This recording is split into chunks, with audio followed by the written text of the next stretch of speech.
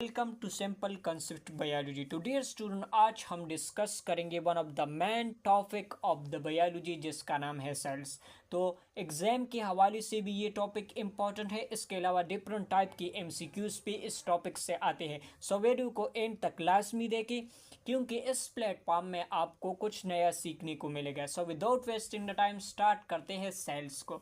तो dear student, जिस तरह से हम रूम को देखें तो ये room basically small bricks combine होकर लार्ज रूम की फॉर्मेशंस करते हैं। इसी तरह से हम अगर large organisms, elephants, blue whale, even अपनी ही बॉडी को देखें तो ये बेसिकली हमारी बॉडी भी स्मॉल यूनिट से कंबाइन होकर बनती है और इस small unit of the living organisms को कहा जाता है cells. So cell it is actually the bricks of the living organism.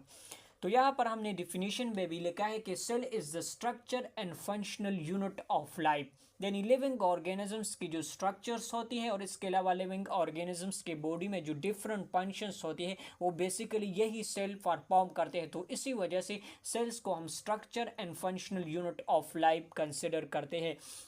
अब यहाँ पर देखिए स्ट्रक्चर यूनिट किस तरह से है। तो अब देखिए लिविंग ऑर्गेनिजम्स में सिंपली अगर प्रोटोजोन्स बैक्टीरिया की बात की जाए तो even they have only one cells. इसी तरह से अगर ह्यूमन बॉडी की बात की जाए तो इनमें ट्रिलियंस ऑफ सेल्स होते हैं मल्टीसेलुलर ऑर्गेनिजम्स में। तो इनका स्ट्रक्चर बेसिकली यही सेल्स बनाते हैं क्योंकि सेल्स बेसिकली कंबाइन होकर टिश्यूज बनाता है और टिश्यू कंबाइन होकर ऑर्गन। इस तरह से आप देखिए सेल्स है तो सेल्स कंबाइन होकर टिश्यूज बनाता है और टिश्यू सेम टाइप की टिश्यू जब कंबाइन होकर ऑर्गन सिस्टम और एट द रिजल्ट्स यहाँ पर ऑर्गेनिजम्स बनता है। तो बेसिकली यहाँ पर देखिए ऑर्गेनिजम्स की बॉडी में जितनी भी सेल्स होते हैं इनका बेसिक यूनिट्स स्ट्रक्चर यूनिट क्या है, it is actually the cells. इसके अलावा फंक्शनल यूनिट इसको हम क्यों कंसिडर करते हैं। सो बेसिकली हमारी बॉडी में जो डिफरेंट मेटाबॉलिक एक्टिविटीज़ होती है जैसे कैटाबॉलिज्म से, एनाबॉलिज्म से, इसके अलावा एक्सक्रीशन है, रिस्पिरेशन है, डाइजेशन से।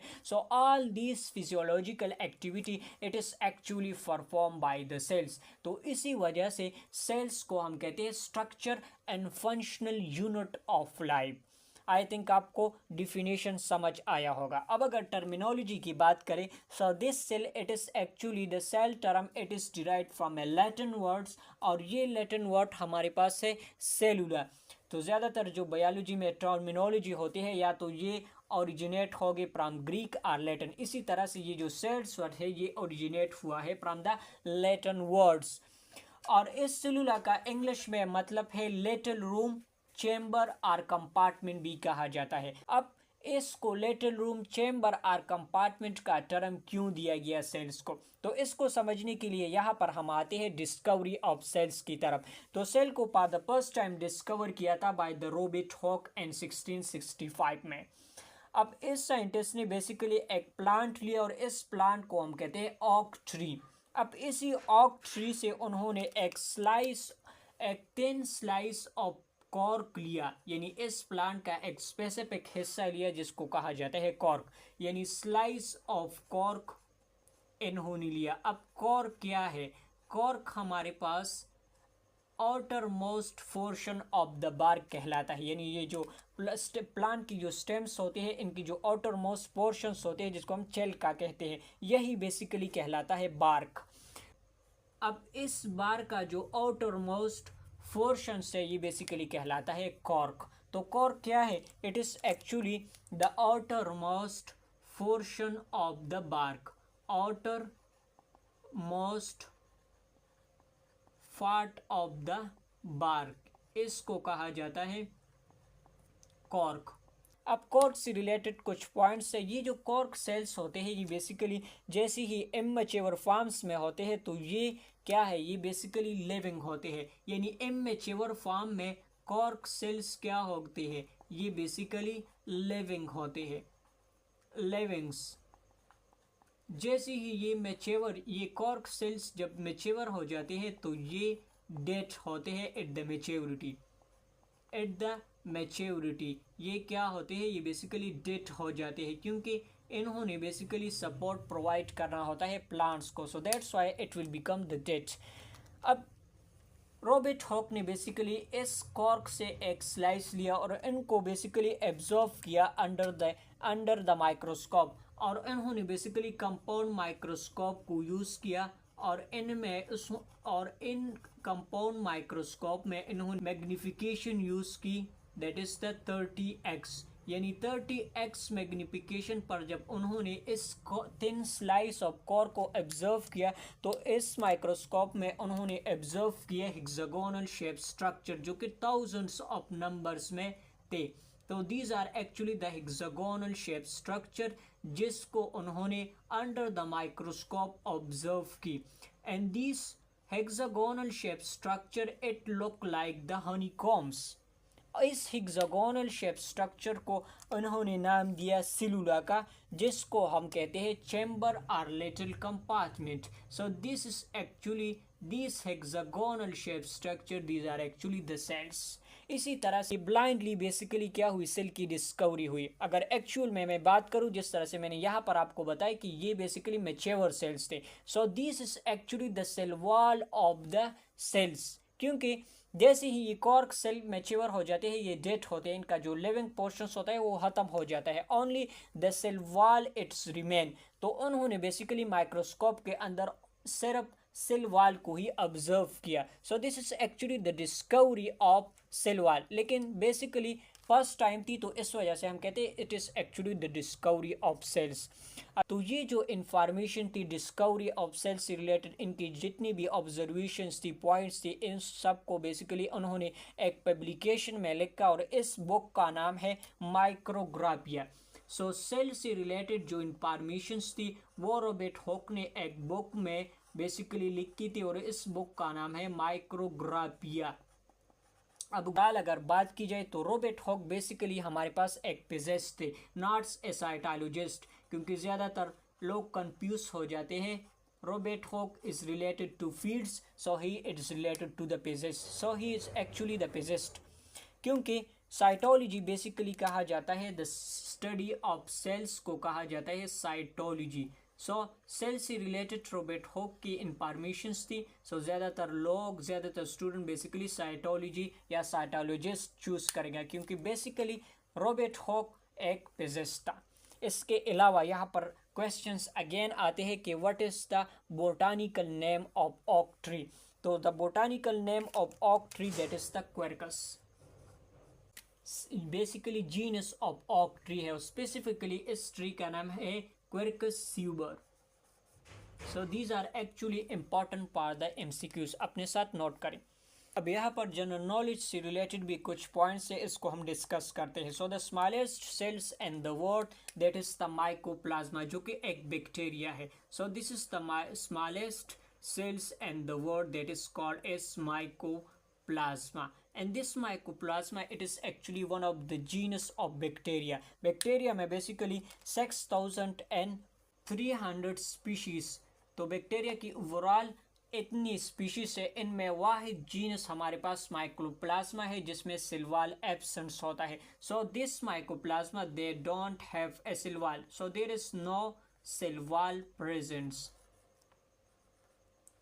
इसके अलावा सेल वॉल न होने की वजह से ये बेसिकली अपनी ही शेप को चेंज करता है। So that's why the mycoplasma it is called as joker of the microbiology. इसके अलावा अगर largest cells of the worlds या नेचर में ओवरऑल बात की जाए, so this is actually the ostrich egg.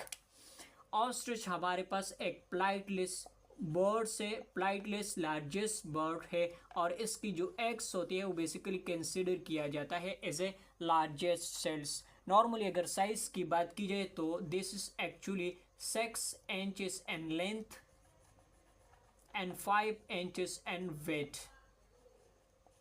अगर वेट की बात की जाए so it is about 1.6 kg in weight, and boiling of this ostrich egg it will take 50 minutes।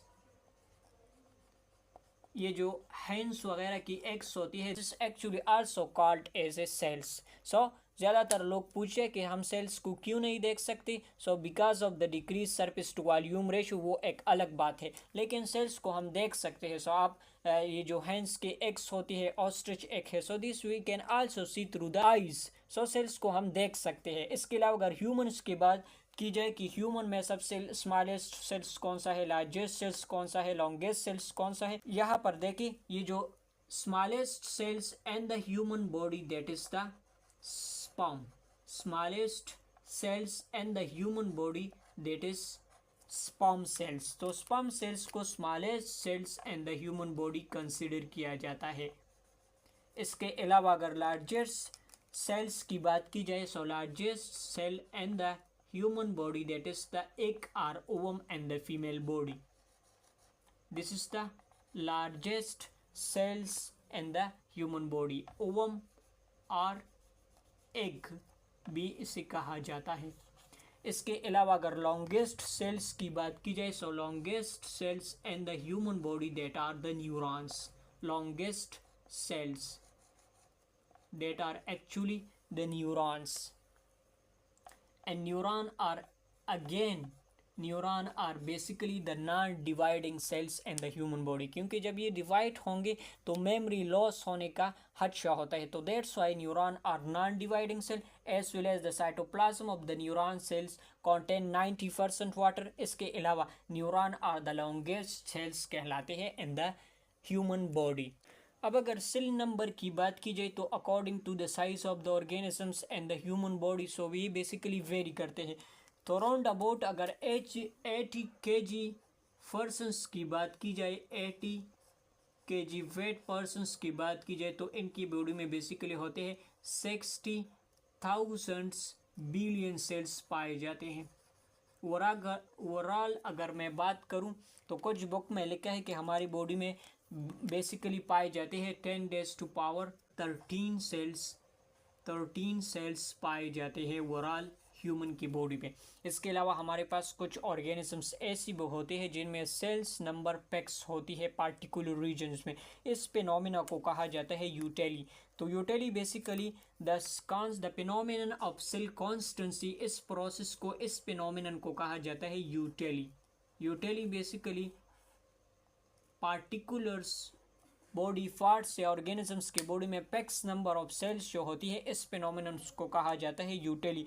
और ये फिनोमेना ज़्यादातर पाया जाता है इन द फाइलम रोटिफेरा. ये प्रोसेस, ये फिनोमेना पाया जाता है रोटिफर्स में. और ये अगर मैं इसको डिफाइन करूँ, यानी the phenomenon of cell constancy, इसको कहा जाता है यूटेलिस. इसी तरह से अगर मैं बात करूं तो 133 सेल्स इन द ब्रेन. इसके अलावा स्टमक में इनकी सेल्स होती है 39. तो ये डिफरेंट स्पीशीज जब इनके आप ऑब्जर्व करेंगे तो यही cell packs number of cells इनके पार्टिकुलर बॉडी पार्ट्स में पाई जाती है. और इस फिनोमेनन्स को कहा जाता है यूटेलिस, जो कि सेल नंबर से रिलेटेड है. अब हम देखते हैं कि सेल के स्ट्रक्चर्स में कौन से कंपोनेंट्स होते हैं और इनका फंक्शंस क्या है, वो हम देखते हैं. तो यहाँ पर आप देख सकते हैं हमने एक जनरलाइज सेल का स्ट्रक्चर यहाँ पर ड्रा किया हुआ है. तो आप यहाँ पर ये जो outer most boundary of the cells होती है, इसको कहा जाता है सेल वॉल. सेल वॉल ज़्यादातर जो ऑर्गेनिजम्स होते हैं, जैसे प्लांट्स है, बैक्टीरिया है, फंजाई है, तो इसका आउटर मोस्ट बाउंड्री कहलाती है सेल वॉल. जबकि एनिमल के केस में बेसिकली सेल वॉल एब्सेंट होता है. अब यही सेल वॉल की बेसिकली कंपोजिशन डिफरेंट ऑर्गेनिजम्स में डिफरेंट्स होती है. जैसे अगर प्लांट्स की बात करी तो प्लांट के सेल वॉल बेसिकली बना होता है फ्रॉम द सेलुलोज. इसी तरह से फंजाई का सेल वॉल काइटिन से बना होता है. एंड बैक्टीरिया का सेल वॉल बेसिकली पेप्टाइडोग्लाइकेन और म्यूरिन से बना होता है. So the cell wall composition again and different organism it may vary. इस वॉल के अंदर बेसिकली एक अनदर लेयर्स होता है जिसको कहा जाता है सेल मेम्ब्रेन. तो cell membrane basically it is the outer most boundary of the animal cells. जबकि प्लांट्स, फंजाई एंड बैक्टीरिया में आउटर मोस्ट बाउंड्री बेसिकली क्या होती है, this is the cell wall. अब इनर मोस्ट पोर्शन, ये जो red colour से मैंने रिप्रेजेंट किया है, इसको कहा जाता है न्यूक्लियस. यानी the center portions of the cells, इसको कहा जाता है न्यूक्लियस. ये न्यूक्लियस टर्म ज़्यादातर फिजिक्स में भी आपको देखने को मिलेगा, इसके अलावा केमिस्ट्री में भी. यानी सेंटर रीजन्स को बेसिकली न्यूक्लियस कहा जाता है. अब इस न्यूक्लियस में बेसिकली क्रोमोसोम्स, डीएनए वगैरह पाई जाती है. और यही डीएनए में बेसिकली इंफॉर्मेशंस होती है डिफरेंट टाइप की प्रोटीन्स. इसके अलावा इसी सेल से जब दूसरा सेल बन जाते हैं तो इनमें इंफॉर्मेशन बेसिकली इस डीएनए के थ्रू ट्रांसफ़र होता है। इसके अलावा यहाँ पर देखिए ये जो सेल मेम्ब्रेन है, न्यूक्लियस है, इनके दरमियान ये जो ओवरऑल पोर्शंस है इसको कहा जाता है साइटोप्लाज्म। तो साइटोप्लाज्म क्या है? Basically it is the region that is present between the nucleus and cell membrane, इसको कहा जाता है साइटोप्लाज्म। तो साइटोप्लाज्म हमारे पास इंपॉर्टेंट है क्योंकि डिफरेंट टाइप की रिएक्शंस, इसके अलावा ये जो ऑर्गेनलीज होते हैं वो बेसिकली इन्हीं रीजन्स में पाए जाते हैं। सो that's why the cytoplasm it is important. Glycolysis वगैरह भी यहाँ पर होती है, इसके अलावा डिफरेंट टाइप की रिएक्शंस यहाँ पर ही ऑकर्स होते हैं। सेकेंडली इसका फंक्शन है that is the store house for the organelles. So different type की ऑर्गेनलीज यहाँ पर पाए जाते हैं। अब ऑर्गेनलीज बेसिकली हमारे पास स्मॉल ऑर्गन्स को ऑर्गेनलीज कहा जाता है, यानी जिस तरह से पार्टिकुलर ऑर्गन्स होती है, जैसे मसल्स है तो बेसिकली कंट्रैक्शंस करती है, इसी तरह से स्टमक है तो डाइजेशन ऑफ फूड्स करते हैं, स्टोरेज ऑफ फूड करती है, इसके अलावा लंग्स है तो ब्रीथिंग में हेल्प आउट करते हैं, इसके अलावा किडनी है तो फिल्ट्रेशन ऑफ ब्लड्स करते हैं। सो डिफरेंट ऑर्गन्स का एक ही पार्टिकुलर फंक्शंस होता है। So this is actually the small organ found in the cytoplasm, इसको कहा जाता है ऑर्गेनलीज। तो डिफरेंट टाइप की ऑर्गेनलीज यहाँ पर पाई जाती है। यहाँ पर आप देख सकते हैं ये है हमारे पास एंडोप्लाज्मिक रेटिकुलम से। So this is actually the mitochondria जो कि एनर्जी बनाते हैं, इसको power house of the cells भी कहा जाता है। एक एक ऑर्गेनली को नेक्स्ट वीडियो लेक्चर में हम डिटेल के साथ डिस्कस करेंगे कि पार्टिकुलर ऑर्गेनलीज का फंक्शंस क्या है, वो हम नेक्स्ट वीडियो लेक्चर में डिटेल के साथ डिस्कस करेंगे। यहाँ पर देखिए इस ऑर्गेनलीज को कहा जाता है एंडोप्लाज्मिक रेटिकुलम, जिसमें है rough endoplasmic reticulum, smooth endoplasmic reticulum. इसके अलावा ये है हमारे पास पेरोक्सिसोम से। इसके अलावा ये जो स्ट्रक्चर से this is called as the lysosome, जिसको suicide bag of the cells भी कहा जाता है। जब भी ये पार्टिकुलर ऑर्गेनलीज जैसे माइटोकॉन्ड्रिया ये अपने फंक्शन लॉस करती है तो इसको बेसिकली डाइजेस्ट करता है लाइसोसोम्स। इसके अलावा ये जो ऑर्गेनलीज है इसको कहा जाता है गोल्जी कॉम्प्लेक्स।